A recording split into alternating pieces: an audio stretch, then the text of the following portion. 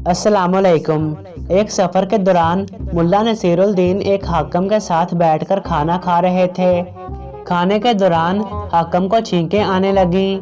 हाकिम कुछ बदतमीज़ किस्म का आदमी था। जिस वक्त भी छींक आई मुल्ला की तरफ मुंह करके छींक मार देता।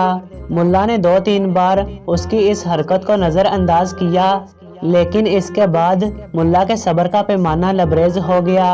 मुल्ला ने हाकिम को मुखातब करके कहा, जनाब ये नाजीबा हरकत है, आपको तमीज़ से काम लेना चाहिए।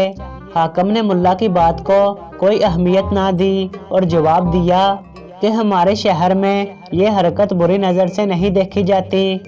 मुल्ला शायद इसी बात के इंतज़ार में बैठे थे। हाकिम का जवाब सुनकर बहुत गज़बनाक हुए। हाकिम की तरफ पुश्त करके एक ऐसा मुफलस कोज़ अर्ज किया कि इसकी अत्तर बेज़ी किताब ना लाकर सब हाज़रीन ने खाने से हाथ खींच लिया। हाकिम ने चैन बेचैन होकर मुल्ला से कहा, ये क्या बदतमीज़ी है, दस्तरख़्वां पर ऐसी बेहूदगी कभी नहीं देखी।